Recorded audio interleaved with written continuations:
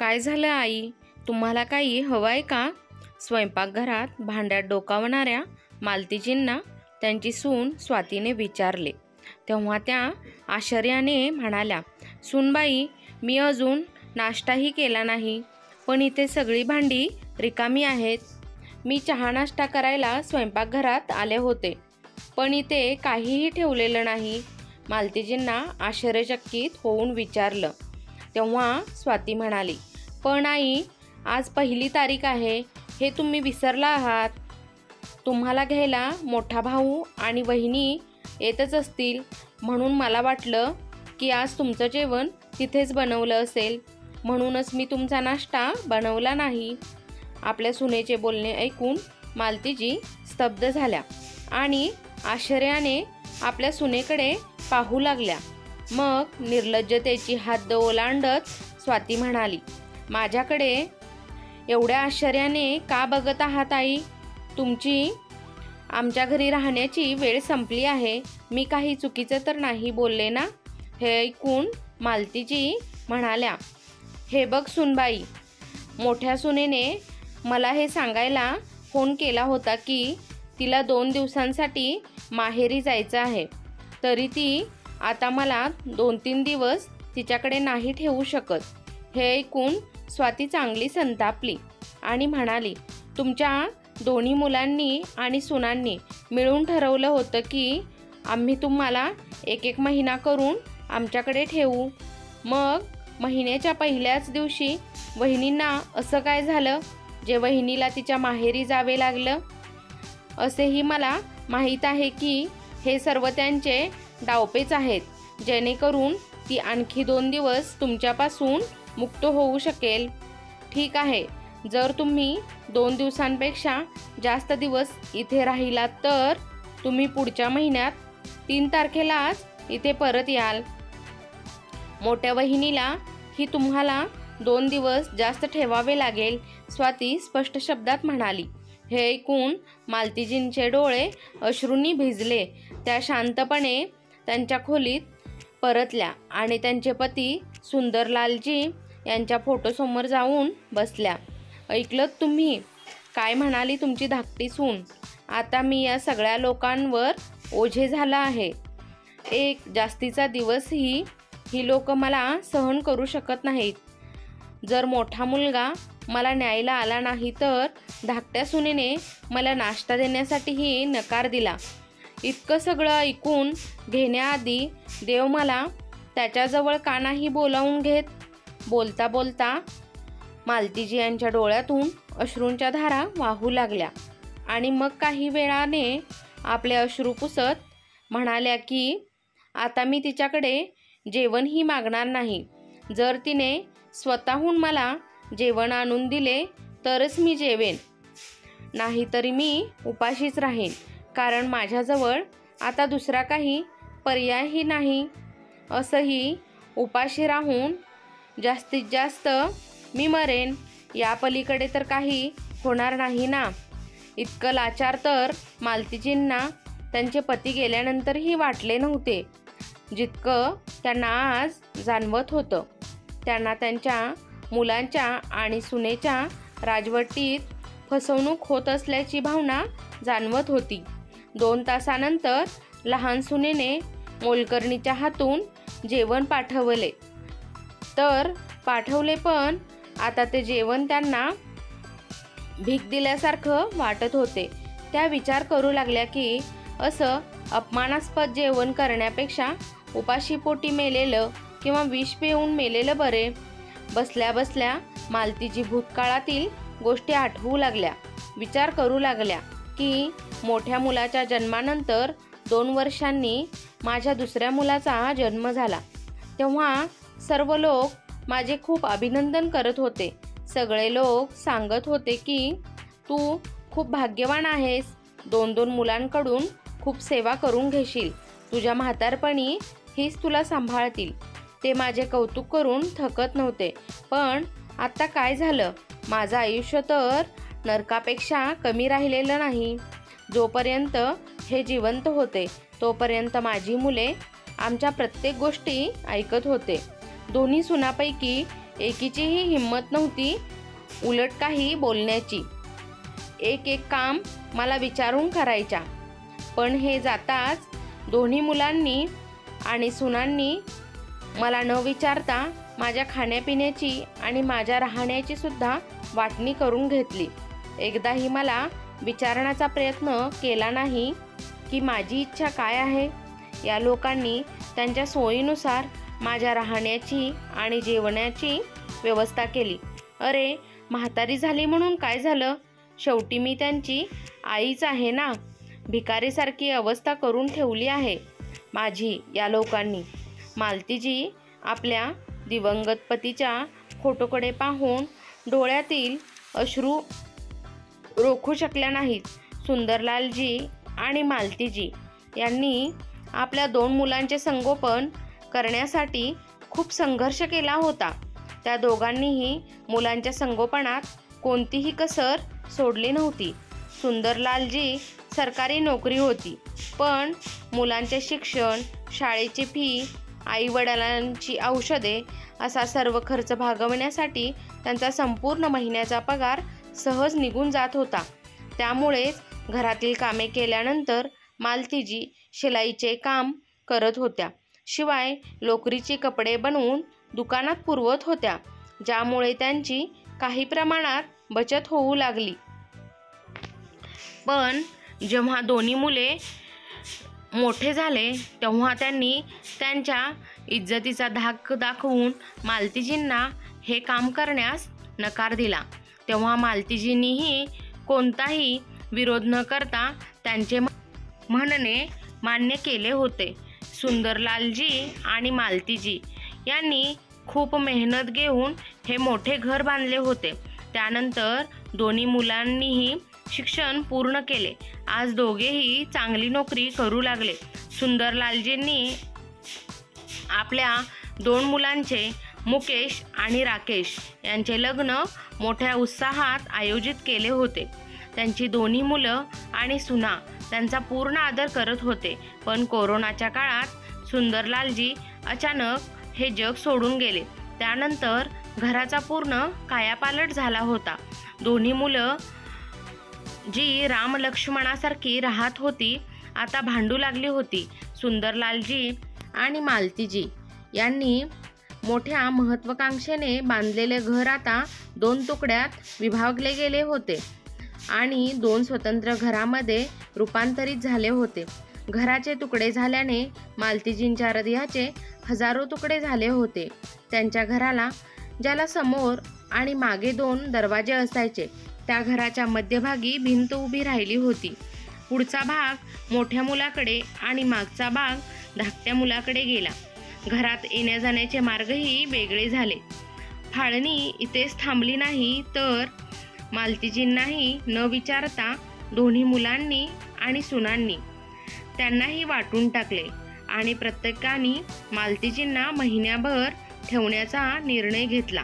शिवाय त्यांना हा आदेश देण्यात आला की ज्या महिन्यात आई ज्याच्याजवळ असेल, वडिलांची पेन्शनही त्या महिन्यात त्या मुलालाच दिली जाईल. आता परिस्थिती अशी झाली होती की एक दिवस जरी वर गेला तरी मालतीजींच्या सुना दुसऱ्या दिवशी त्यांना चहा नाश्ता द्यायलाही तयार नव्हत्या. आज मालतीजी खूप उदास होत्या. विचार करू लागल्या की दर महिन्याला मिळणारी संपूर्ण पेन्शन मुले काढून घेतात. असे वाटते की मी माझ्या जेवणासाठी आणि राहण्यासाठी पैसे देत आहे. असे असूनही मी भिकाऱ्याप्रमाणे या लोकांकडून जेवण मागत आहे. कुणीतरी बरोबरच म्हटले की आई वडील एकाच घरात राहून 2-2 मुलांना वाढवू शकतात, पण दोन्ही मुलांचं लग्न झाल्यावर दोघं मिळूनही त्यांच्या आईवडिलांना सांभाळू शकत नाहीत.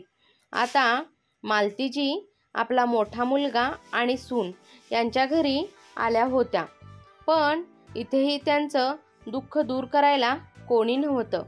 संध्याकाळी मालतीजी उद्यानात फिरायला गेल्या तेव्हा त्यांचा महिला मंडळांचा ग्रुप तीर्थयात्रेला जाण्याचा बेताकद होता.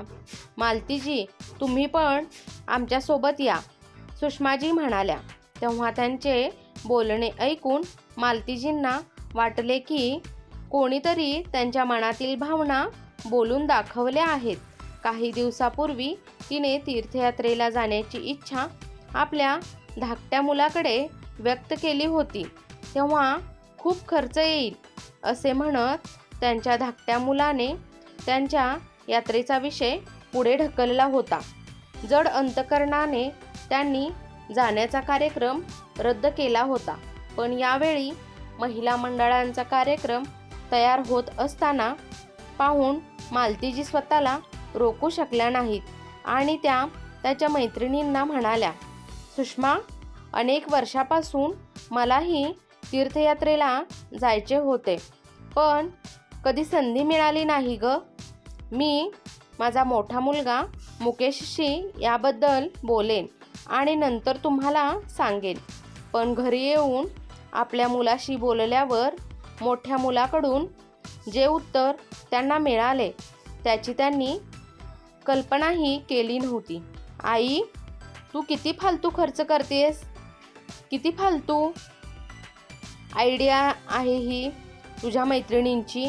या वयात घरी राहून भजन कीर्तन करायचे, देव तर प्रत्येक कणाकणात असतो, मग त्याला जागोजागी जाऊन शोधण्यात काय अर्थ आहे. मालतीजींना समजू शकले नाही की त्यांच्या मुलाने तिला असे उत्तर कसे दिले.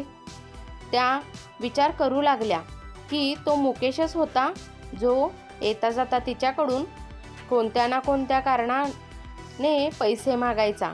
पण सर्व काही माहीत असूनही त्यांनी आपल्या मुलावर कधीच बंधने लादली नाहीत.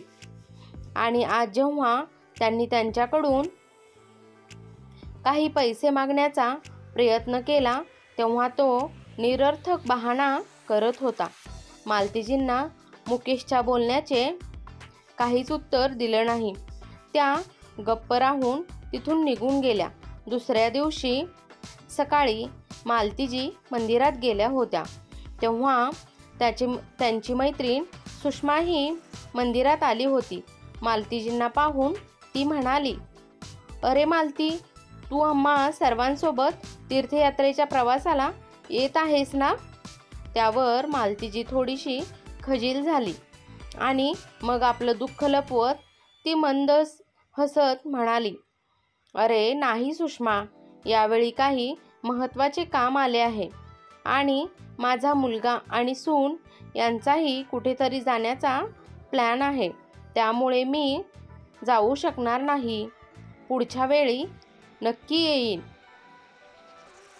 अरे मालती, तुझ्याकडे नेहमी काही ना काही कारणे असतातच. कधी सून आणि मुलगा कुठेतरी बाहेर जायचे असते, तर कधी पाहुणे घरी येतात.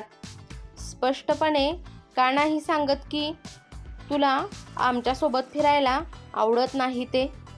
तिच्या मैत्रिणीचे हे बोलणे ऐकून मालतीजी दुःखी झाल्या आणि इच्छा नसतानाही त्यांनी त्यांच्या मैत्रिणीला त्यांच्या मजबुरीबद्दल सांगितले. आणि मग त्या उदास होऊन म्हणाल्या की माझ्या सगळ्या मैत्रिणींना वाटतं की मी बहाणा करते सगळ्यांसोबत न जाण्याचा, पण आता त्यांना कोण समजवणार की मलाही वाटतं, माझ्याही काही इच्छा आहेत. आता मला प्रश्न पडतोय की माझी ही इच्छा या जन्मी तरी पूर्ण होईल की नाही. सुषमा, तू खूप भाग्यवान आहेस की तुझा मुलगा तुला तुझ्या तीर्थयात्रेसाठी पैसे देतो. मी माझ्या मुलाकडे कशासाठी पैसे मागितली तरी ते मला 2 गोष्टी सुनावतात. आता स्वतःच्या मुलासमोर कोणतीही इच्छा व्यक्त करणे असे वाटतं जणू काही मी त्याच्याजवळ भीक मागत आहे की काय. मालती, मुलगा आणि सून यांच्या बाबतीत माझे नशीब ही तुझ्यासारखेच आहे. पूर्वी लहान मोठ्या खर्चासाठीही मला माझ्या सून आणि मुलावर अवलंबून राहावे लागत होते, पण नंतर मला वाटलं की जोपर्यंत मी माझी जबाबदारी सांभाळू शकते तोपर्यंत मी माझ्या मुलावर अवलंबून का राहावं? मी माझ्या इच्छा पूर्ण करण्यासाठी त्यांच्याकडे भीक का मागू? आणि आज बघ, मी माझ्या मनाची मालकीण आहे." आपल्या मैत्रिणीचे बोलणे ऐकून मालतीजी म्हणाल्या, "पण तू तर कुठे नोकरी ही करत नाहीस?" त्यावर सुषमाने हसतच उत्तर दिले, "अरे नाही, माझा स्वयंपाकाचा छंदच माझ्यासाठी वरदान ठरला. मी फक्त माझ्या छंदाला ओळख दिली आहे. जेव्हा मी मोबाईलवर यूट्यूब चालवायला शिकले, तेव्हा माझ्यासारख्या अनेक वयोवृद्ध महिला स्वतःचे यूट्यूब चॅनल चालवून स्वतःच्या पायावर उभ्या असल्याचे पाहिले. मला त्यांच्याकडून खूप प्रेरणा मिळाली आणि मी माझ्या नातवाच्या मदतीने एक यूट्यूब चॅनल देखील उघडले आणि आज मी स्वावलंबी आहे." बोलता बोलता सुषमा म्हणाल्या, "अच्छा, तर मी आता निघते. खूप उशीर झाला आहे. संध्याकाळी उद्यानात भेटूया." सुषमाचे बोलणे ऐकून मालतीजी आश्चर्यचकित झाल्या आणि घरी आल्यावर विचार करू लागल्या की मी पण दिवसभर रिकामीच बसून राहते. मलाही असे काहीतरी करायचे आहे जे मला या वयात व्यस्त आणि स्वावलंबी ठेवेल. पण मला माहिती आहे की या कामात ना माझी मुलं मला साथ देतील, ना माझ्या सुना, आणि सून तर माझ्या नातवंडांना सुद्धा जवळ येऊ देत नाही." मग त्या काही वेगळं विचारात बसल्या. मग अचानक त्यांच्या मनात एक विचार आला की नशीब ही तेव्हाच साथ देते जेव्हा एखादी व्यक्ती प्रयत्न करते. तेव्हा विचार करत असताना अचानक त्यांचे डोळे चमकतात आणि त्यांच्या ओठावर हसू येते. यावेळी त्यांनी त्यांची मैत्रीण सुषमाला फोन केला आणि काही वेळातच तिला भेटण्यासाठी तिथे पोहोचल्या. मैत्रिणीजवळ बसताच त्या म्हणाल्या, "सुषमा, तुला तर माहीत आहे की काही वर्षापूर्वी मी शिलाईचे काम करत होते. शिवाय लोकरपासून कपडे विणून दुकानात विकत होते, ज्यातून मला काही पैसे देखील मिळायचे. पण माझ्या मुलांनी नकार दिल्यावर मी ते काम करणे सोडले होते. पण आता मला माझी चूक कळत आहे. तुला पाहून मला ही खात्री पटली आहे की माणसाची इच्छा असेल तर कोणत्याही वयात नवीन सुरुवात करू शकतो. मलाही तुझ्याकडून प्रेरणा मिळाली आहे. मला माझे स्वतःचे यूट्यूब चॅनल उघडायचे आहे, ज्यामध्ये मला शिवणकाम शिवणे किंवा स्वेटरपासून नवनवीन डिझाईन बनवणे असे विविध गोष्टी शिकवायच्या आहेत.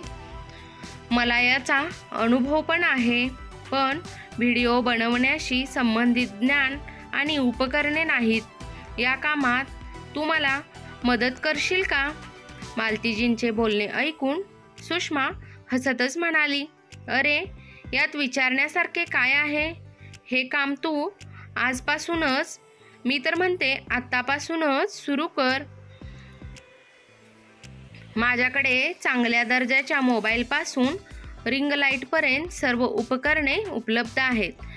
तुझे चॅनल उघडण्यापासून ते व्हिडिओ अपलोड करण्यापर्यंतच्या सर्व कामामध्ये मी तुला मदत करेन."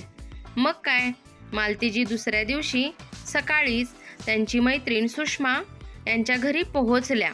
थोड्याच वेळात सुषमाने यूट्यूब चॅनल बनवून दिले आणि मग व्हिडिओ बनवण्याची तयारी सुरू झाली. सुरुवातीला कॅमेरासमोर येऊन बोलायला त्यांना थोडं वेगळं आणि विचित्र वाटत होतं, पण त्यांनी हार मानली नाही. जसा जसा व्हिडिओ बनवला आणि यूट्यूबवर अपलोड केला, पण त्या नाराज झाल्या, कारण त्यांनी बनविलेल्या व्हिडिओला फक्त 15 ते 20 लोकांनीच पाहिले. त्या रोज सकाळी सुषमा यांच्याकडे येऊन व्हिडिओ बनवून यूट्यूबवर अपलोड करू लागल्या, पण खूपच कमी लोक त्यांचे व्हिडिओ पाहत होते. भरपूर मेहनत करूनही त्यांना चांगला प्रतिसाद मिळत नव्हता. शेवटी त्या हिंमत हारून घरी बसल्या. कदाचित यातच आता सर्व काही आहे असे मानून त्यांनी आहे त्या परिस्थितीला स्वीकार करण्याचा निर्णय घेतला.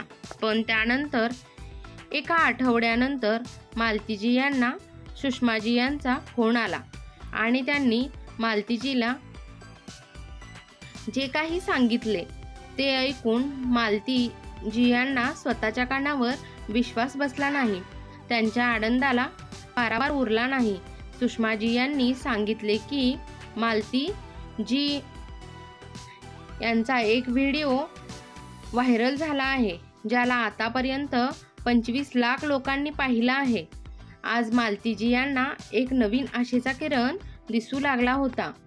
त्यांच्या मनात जगण्याची एक नवीन उमेद निर्माण झाली होती.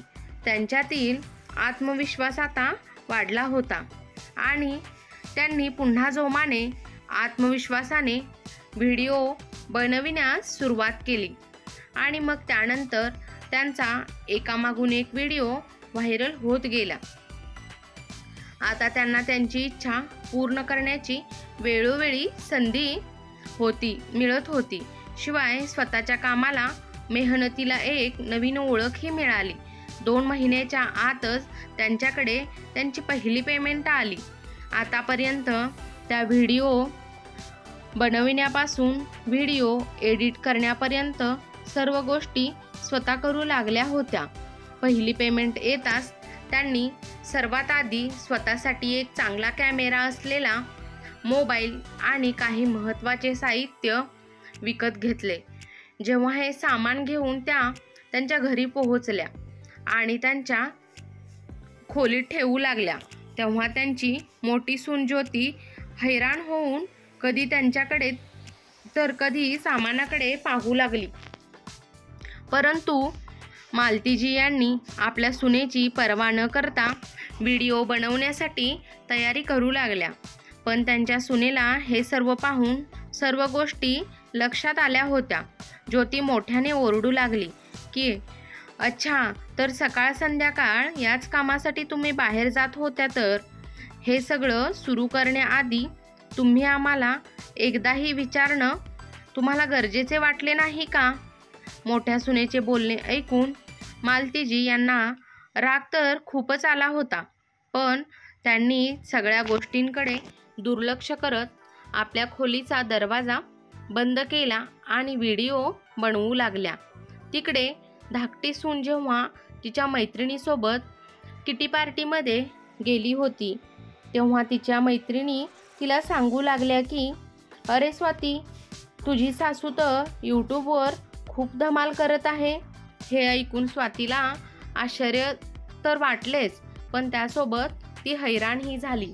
पण जेव्हा तिच्या मैत्रिणीने स्वातीला तिच्या सासूचे व्हिडिओ दाखवले, तेव्हा तिच्या पायाखालची जमीनच सरकली. ती ताबडतोब घरी आली आणि घरी येताच तिच्या नवऱ्याचे कान भरू लागली. तर इकडे आज मालतीजी खूप आनंदात होत्या, कारण आज पहिल्यांदाच त्यांनी स्वतः एकटीने व्हिडिओ तयार करून स्वतः आपल्या यूट्यूब चॅनलवर अपलोड केला होता. पण व्हिडिओ बनवून झाल्यानंतर त्यांनी त्यांच्या खोलीचा दरवाजा उघडताच त्यांची दोन्ही मुले आणि दोन्ही सुना त्यांची शाळा करण्यासाठी उभेच होते. दरवाजा उघडताच ते मालतीजी यांच्यावर तुटून पडले. आई, हा काय तमाशा सुरू केला आहेस तू? आम्ही काय कमी ठेवली होती? तुझ्या सुना तुला काय कधी जेवण देत नव्हत्या का? या वयात तू घरी बसून देवाची पूजापाठ केली पाहिजेस, भजन कीर्तन केलं पाहिजेस, आणि तू हे सर्व सोडून हे सगळं करत आहेस का? आपल्या लहान मुलाचे बोलणे ऐकून मालतीजी म्हणाल्या की बाळा, मी हे सर्व काम माझ्या इच्छेनुसार करत आहे. मला आवड आहे म्हणून करत आहे. माझा छंद आहे म्हणून करत आहे. तुम्हाला तर माहीतच आहे की मला या कामाची आधीपासूनच किती आवड होती आणि आता कुठे मला माझ्या या कामाला एक नवीन ओळख निर्माण करून देण्याची संधी मिळत आहे. तर यात चुकीचे काय आहे? मालतीजी यांचे बोलणे ऐकून मोठी सून म्हणाली की मला तर कळतच नाहीये की बाबा गेल्यानंतर तुम्हाला हा तमाशा का करावासा वाटत आहे? पूर्ण परिसरात आमचे नाक कापले गेले आहे आणि ते फक्त तुमच्या या कामामुळे. मोठ्या सोनीचे बोलणे संपताच त्यांचा मोठा मुलगा म्हणाला, आई, जर तुला हे सर्व काही करायचे असेल तर दुसरीकडे जाऊन हा तमाशा तू करू शकतेस. आमच्या घरात राहून हा तमाशा करायची काही गरज नाही. मालतीजी ज्या बऱ्याच वेळापासून आपल्या मुलांच्या आणि सुनेच्या गोष्टी ऐकत होत्या, हे पाहून हैराण झाल्या होत्या की ज्या सुना कालपर्यंत एकमेकांशी बोलणे तर दूरच, पण एकमेकांचा चेहराही बघत नव्हत्या, आज त्या त्यांच्या सासूच्या विरोधात एकत्र येऊन बोलत होत्या. पण त्यांच्या मुलांचे कडवट शब्द ऐकून त्यांचा संयम आता संपला होता. आता गप्प बसणे त्यांना उचित वाटले नाही आणि रुबाबदार आवाजात मालतीजी म्हणाल्या की बस, खूप झालं आता. खूप काही बोललात तुम्ही आणि खूप काही ऐकून घेतलं मी, पण आता नाही. आपल्या मुलांचे संगोपन करताना एकदाही माझ्या मनात असा विचार आला नाही की हीच मुले पुढे जाऊन इतकी घाणेरडी वागणूक देतील. तुमचे वडील जाताच तुम्ही तुमच्या आईला आईचा दर्जा न देता एक फुटबॉल समजून दर महिन्याला 1 तारखेला किक मारून आपल्या घरातून बाहेर काढून टाकत होतात. 2 वेळचे जेवणही असे तरसून देत होता जसे एखाद्या भिकाऱ्याला भीक देत आहात. आपल्या मुलाकडे पाहत मालतीजी म्हणाल्या की तू मला विचारत होतास की काय कमी ठेवली आहे तुम्ही? अरे, ज्याच्याजवळ मी राहत होते तिथे माझी संपूर्ण पेन्शन देत होते, पण एका तीर्थयात्रेला जाण्यासाठी तुमच्याकडून काही पैसे मागितले तर तुम्ही लोकांनी मला स्पष्टपणे नकार तर दिलाच, पण सोबत 4 गोष्टी देखील ऐकवल्या. वा बाळांनो, तुम्ही तर चांगलेच पान फेडले. आईच्या प्रेमाचा चांगलं झालं की तुमचे वडील तुमचे हे रूप पाहण्यासाठी या जगात नाहीतरी ते जिवंतपणे मेले असते. मी तुम्हाला विचारते की म्हातारी झाली आहे म्हणून माझ्या सर्व इच्छा संपल्या आहेत का? माझी इच्छा होत होती कुठे बाहेर जाण्यासाठीची, पण बाळांनो, चूक माझीच आहे. ज्यावेळेस तुम्ही या घराचे 2 भागात तुकडे केले तेव्हाच मी गप्प बसले नसते तर आज हा दिवस पाहायला मिळाला नसता. या घरात 6 खोल्या होत्या. तुम्ही त्यांची 2 भागात विभागणी केली. त्यात तुम्हाला प्रत्येकी 3-3 खोल्या आल्या, पण मी माझ्या स्वतःसाठी कोणतीही जागा सोडली नाही. पण मला आता माझी चूक दुरुस्त करायची आहे. आता या घराचे 3 भाग होतील. हे 1 तास मुलांच्या आणि सुनेच्या भुवया उंचावल्या. त्यांचा लहान मुलगा आश्चर्याने म्हणाला की आई, काहीही विचार तर करून बोल. 3रा भाग कशासाठी आणि कुणासाठी? तेव्हा मालतीजी म्हणाल्या की तो 3रा भाग माझ्या स्वतःसाठी असेल. आत्तापासून मला माझ्या स्वतःसाठी 2 खोल्या वेगळ्या पाहिजेत. 1 खोली मला राहण्यासाठी आणि 1 खोली माझे व्हिडिओ बनवण्यासाठी. आणि हो, आजपासून मला माझी स्वयंपाक खोलीही वेगळी पाहिजे, जिथे मी स्वतः माझ्यासाठी माझा स्वयंपाक बनवू शकेन. मी माझ्यासाठी स्वयंपाक बनवणारी बाई कामाला ठेवीन. तुम्ही लोक मला 1 दिवसही सहन करू शकत नाहीत ना? 1 दिवस ही वर गेला तरी मला चहा नाश्ता देत नव्हता. पण आता खूप झालं. आता ही तुमची आई 2 भागात विभागली जाणार नाही. आता मी आत्मनिर्भर आहे आणि स्वतःची जबाबदारी स्वतः उचलू शकते. मालतीजी यांचे बोलणे ऐकून दोन्ही सुना यांच्या नवऱ्यावर ओरडू लागल्या. या खोलीचे 3 भाग अजिबात होणार नाहीत.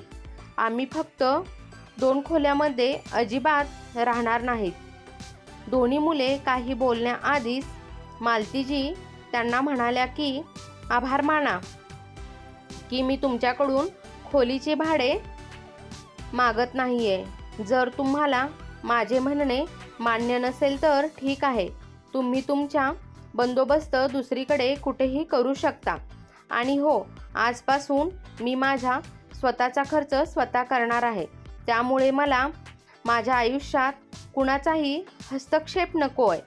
मालतीजी यांचे बोलणे ऐकून दोन्ही मुले आणि सुना गुपचूप उभे राहून त्यांच्याकडे पाहतच राहिले.